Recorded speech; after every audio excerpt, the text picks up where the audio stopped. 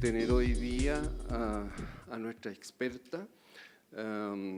La conocí hace algunos años atrás en un encuentro de Ixtli en la isla de Cagliari. Y de verdad, digamos, es una expositora de una calidad sobresaliente para los estándares de los presentadores en psiquiatría. Ella tiene un antecedente bastante importante. Ella estuvo a cargo de una unidad de psiquiatría perinatal en Rotterdam, en Holanda, en el Erasmus Medical Center. Y de verdad, a raíz de su prestigio, fue reclutada por las grúas del Hospital Mount Sinai. Y desde comienzo de año, ella hoy en día trabaja en los dos lados, pero en este momento ella es profesora de psiquiatría, de obstetricia y de medicina reproductiva, de tal manera que el tema que vamos a abordar hoy día es un tema que domina con bastante amplitud. La idea es que las preguntas las escriban. Vamos a repartir unos papelitos para que los hagan llegar acá.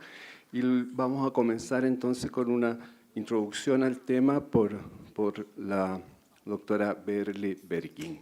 By Dr. Berle Bergin. Muchísimas gracias por la presentación, Jorge. Mi charla va a ser en inglés. Gracias por la presentación. Entiendo que esta es una sesión interactiva. Va a haber bastante tiempo para preguntas, para discutir sobre los pacientes. Lo pueden hacer después de mi charla o durante mi charla. Creo que para empezar voy a darles un vistazo general sobre lo que se sabe ahora en cuanto al tratamiento de las mujeres durante el embarazo y el posparto. Voy a hacer esto de manera cronológica. Vamos a comenzar con el embarazo y después posparto.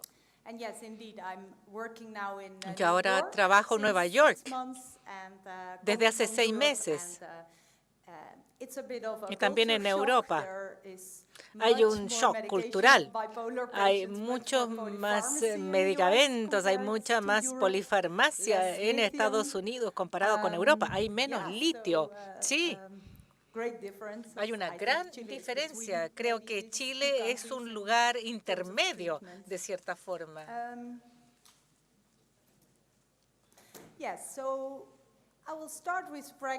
Voy a empezar con el embarazo. Creo que esto es algo que todos se encuentran difícil. Cuando la paciente quiere embarazarse, la situación ideal, que alguien acuda a usted antes de embarazarse para ver qué hacer, para planificar. No obstante, en la vida real, sabemos que la mitad de nuestras pacientes tienen embarazos no planificados. Ustedes ven mujeres que ya están embarazadas y no hay suficiente tiempo y uno no sabe qué hacer. Lo primero que uno tiene que saber es cuál es el perfil de riesgo, cuál es el riesgo durante el embarazo. Todo tiene que ver con guiar a las mujeres durante todo ese periodo. Voy a hablar un poco sobre el riesgo. Con Trine Munk Olsen de Dinamarca estudiamos el riesgo, no solamente para pacientes bipolares, sino para aquellas pacientes que han sido hospitalizadas en psiquiatría durante el embarazo y periodo posparto. La línea vertical es el parto parto, ahí está el puntero. Este es el parto. Y estos son ingresos por primera vez y estos son ingresos por parto y ahí está la recurrencia. Ingresos al hospital y vemos que hay un patrón bastante típico. El periodo postparto hay mucho riesgo para episodios de inicio y también para mujeres en quienes se conoce un trastorno psiquiátrico. Pero para las pacientes con trastorno psiquiátrico conocido, tienen episodios durante el embarazo también. Recuerden que estos son episodios severos, es decir, hospitalizaciones. Si vemos lo ambulatorio, no hay diferencia. Durante el embarazo, posparto, siempre hay, no hay algo específico para la depresión posparto. En cuanto al trastorno bipolar específicamente, este estudio es interesante. Fue publicado este año en Archives of Women's Mental Health y muestra las recurrencias de bipolaridad durante el embarazo. Se han hecho 11 estudios y como notarán, existen bastante variedad en términos del riesgo de las mujeres para tener un episodio. Por ejemplo, este es un estudio de Estados Unidos, el riesgo es enorme. Aquí hay otros estudios, este es mi estudio. Es mucho más bajo. Todo depende de la población y también el tipo de medicamentos que reciben estas mujeres. Los autores concluyen que no pudieron ver cuál es la recidiva si uno ve si las mujeres usan medicamentos o no. Y esa es la principal pregunta que nos hacen las mujeres. ¿Qué hacemos con los medicamentos? ¿Debemos descontinuar? ¿Debemos reducir la dosis? ¿Debemos continuar? No tenemos una respuesta todavía. Hay un estudio importante de Viguera para responder esta pregunta. ¿Cuál es el riesgo si uno descontinúa el litio? Esta es la descontinuación del litio versus mujeres que continuaron con litio. Se encontró una gran diferencia de riesgo. Si vemos esta diapositiva, uno dice mejor continuar con el litio porque su riesgo es enorme. Casi todos acá tienen recidiva. Acuérdense que este es el estudio. Este paciente viene de este estudio. Tienen un riesgo de recidiva muy alto. Eran pacientes con nivel socioeconómico bajo. Estas son pacientes bastante específicas. No sabemos si esto vale para otro tipo de situaciones, pero sabemos que el litio es protector. No sabemos, eso sí, si el efecto es tan enorme como se ve acá, pero es protector el litio. Este es nuestro propio estudio. Si uno usa un medicamento durante el embarazo, si es que tiene un efecto en el riesgo de recidiva posparto, y lo tiene. Aquí están. Bueno, este es un metaanálisis de estudios a nivel mundial. No, debería ser American Journal of Psychiatry, hay un error ahí. Lo publicamos en el American Journal of Psychiatry. El riesgo de recidiva para las mujeres con medicamento fue mucho más bajo, 23%, que el riesgo de recidiva para aquellas sin medicamento. El medicamento durante el embarazo no solamente es protector para la recidiva, sino para prevenir una recaída posparto. Por lo tanto, este es un mensaje bastante claro. Sí, el medicamento es protector. No es algo nuevo, ustedes ya lo saben desde fuera del periodo perinatal, pero es bueno haberlo demostrado para ese periodo de alto riesgo posparto. Los estudios que le mostré son todos con litio. Sí, el litio es muy protector. No obstante, el uso del litio debe ser equilibrado contra el riesgo de la madre y el hijo. Vamos a hablar sobre un estudio que publicamos en Lancet Psychiatry. Es el estudio más grande hasta el momento sobre el efecto del litio durante el embarazo y su impacto en la madre y el hijo. Este estudio lo hicimos en 6 países: Canadá, Estados Unidos, Reino Unido, Dinamarca, Suecia y Holanda. Todos contribuyeron con pacientes. Queríamos tener una cifra grande. Todos analizaron sus propios datos y después nos juntamos nosotros para analizarlos en conjunto. Tengo que decir que nombro acá a los primeros autores: Trine Munk Olsen, Xiaoqing Liu, aquí estoy yo, pero hay otros autores, son como 18 de los distintos países, fue un esfuerzo colaborativo. Lo que encontramos es que si nosotros comparamos los embarazos expuestos al litio, 727, con más de 21.000 grupo control con trastorno de ánimo, vimos qué ocurría con las malformaciones congénitas. Si vemos el número absoluto, expuesto al litio, 7.4, y no expuesto, con depresión mayor o trastorno bipolar, 4.3%. Sí, es clínicamente importante, pero el riesgo es menor que lo que se indicaba antes. En la década del 70, del 80, señalaban el riesgo de malformaciones cardíacas era enorme. Y hay otro estudio también que se hizo en Estados Unidos. Ese estudio lo hicieron muy bien, el grupo de Harvard, de Sonia Hernández Díaz, y encontraron exactamente lo mismo. Hallaron un riesgo aumentado de malformaciones congénitas, específicamente en el primer trimestre. Vimos todo tipo de otros resultados: preeclampsia, todos los resultados obstétricos, peso al nacer, duración del embarazo, y no encontramos ninguna diferencia. No vimos una asociación con otros resultados neonatales o obstétricos, pero los niños expuestos a litio generalmente son hospitalizados después del parto. ¿Qué significa esto para la práctica clínica? Se asocia con malformaciones congénitas, pero el riesgo es menor a lo que se había informado antes. ¿Qué se hace entonces?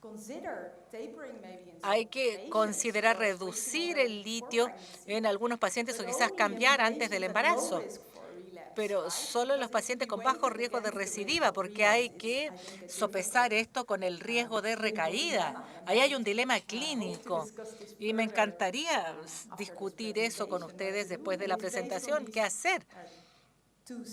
Y se basa en 2 estudios, básicamente, con un número elevado de pacientes. ¿Cuáles son las alternativas? Sabemos que el litio es eficaz para mantención en trastorno bipolar, es teratogénico, pero solo durante el primer trimestre, y el riesgo absoluto es menor a lo que se pensaba. No es tan teratogénico como la carbamazepina y el valproato. El valproato, imposible, no. Las mujeres no deben recibir valproato durante el embarazo porque es un riesgo altísimo de espina bífida. La carbamazepina es menos teratogénica que el valproato, eso sí. Y la motrigina es un estabilizador del ánimo antiepiléptico que no es teratogénico. Pero la motrigina no es tan protectora para episodios maníacos, sino más bien protectora para episodios depresivos. Los antipsicóticos y los antidepresivos no son teratogénicos. Hay un riesgo, eso sí, aumentado de hipertensión pulmonar, pero no son teratogénicos. Sin embargo, tienen otros efectos. Estos medicamentos cruzan la placenta y tienen un efecto en el niño. Hay aumento de peso y asociación con diabetes gestacional. Sabemos, los antidepresivos, hay síntomas de retiro neonatal. En grandes registros se puede ver que puede haber un riesgo aumentado de trastornos psiquiátricos en la próxima generación. El riesgo no es tanto el aumento, pero dada la magnitud, tantas mujeres utilizan antidepresivos, que es algo que puede ser importante. No hay una respuesta fácil acá sobre qué hacer. Esto puede quedar para la discusión. Este es el final del embarazo. Me voy a saltar el parto porque es almuerzo. ¿Hablamos de los medicamentos durante el embarazo o terminamos con la parte posparto? ¿Qué les parece? Así pueden terminar de almorzar. Muy bien. Sí. Parto y posparto. Inmediatamente después del parto, las mujeres tienen un riesgo aumentado. Las mujeres bipolares tienen un riesgo muy aumentado de recaída. Este es un estudio de mi colega danés, Damon Golson, y vio todas las recidivas posparto, recidivas severas. Estos son días posparto. Aquí tenemos todo tipo de trastornos psiquiátricos. Ahí está esquizofrenia. Mujeres con esquizofrenia siempre tienen un alto riesgo de recidiva. Y esta línea roja es bipolaridad. Hay algo ahí en el periodo posparto que tiene que ver con el trastorno bipolar. Y tengo que señalar que he pasado muchos años de mi vida averiguando por qué. ¿Por qué el trastorno bipolar específicamente es un riesgo tan grande y no tanto en otros trastornos? Hay una hipótesis relacionada con el aspecto inmune, pero no es tema de esta charla. El riesgo más alto de recidiva posparto está en las mujeres con trastorno bipolar y también las mujeres con antecedentes de psicosis afectiva posparto o manía posparto. Esto no es lo mismo que trastorno bipolar. Hicimos un metaanálisis, porque antes las personas decían el riesgo es entre 20 y 80%. Eso no es algo que uno le puede decir a la paciente. Mire, su riesgo es entre 20 y 80%. Ellos quieren saber exactamente cuánto. Para cortar la historia, el riesgo es 1 de 3 si uno hace un metaanálisis de todos los datos posparto. Antes les mostré que hace la diferencia, ya sea si usted usa medicamentos durante el embarazo o no. Y también hace la diferencia si usa medicamento profiláctico posparto. No pudimos encontrar esto en el metaanálisis, pero hicimos un estudio nosotros mismos para poder prevenir episodios posparto. Voy a hablar de eso un poco mañana. Lo que hicimos en el hospital en Rotterdam es comenzar con profilaxis de litio justo después del parto en las mujeres con alto riesgo, mujeres con trastorno bipolar y mujeres con psicosis. Estas son mujeres con trastorno bipolar y esto es recidiva posparto. Aquellas con trastorno bipolar, desgraciadamente, tienen recidiva durante el embarazo, a pesar del uso del medicamento. Y esta línea vertical es el parto. La recidiva continúa. Es más de lo que les muestro acá, porque con las mujeres que tienen recidiva acá también tienen otra recidiva posparto. Estas son mujeres solamente con manía o psicosis posparto y permanecen estables durante el embarazo, aunque estén sin medicamentos. Y solo 4 mujeres recidivaron y no estaban recibiendo medicamentos. No querían el litio que les ofrecimos. Decían, vamos a amamantar. Así que de 7 mujeres que no quisieron tomar la profilaxis, enfermaron y recidivaron. Basado en ese estudio, dijimos, si solamente hay antecedentes de manía o psicosis posparto, puede comenzar profilaxis justo después del parto. Si tiene trastorno bipolar, es muy buena idea tener una profilaxis después del parto, pero es más complejo. Quizás lo necesite durante el embarazo también. Psicosis posparto, manía, si les interesa esto, no es el tema de esta presentación, pero esta es una revisión sobre diagnóstico, prevención de episodios severos en posparto. También ahí hay algo sobre la biología y el trabajo que hicimos. Por lo tanto, la conclusión es, comience profilaxis de posparto en las mujeres de alto riesgo, mujeres con trastorno bipolar, psicosis posparto y antecedentes. Salió el niño, entra el litio, decimos, inmediatamente después del parto. Sí, por supuesto, ahí está el tema de la lactancia, pero eso también lo podríamos discutir.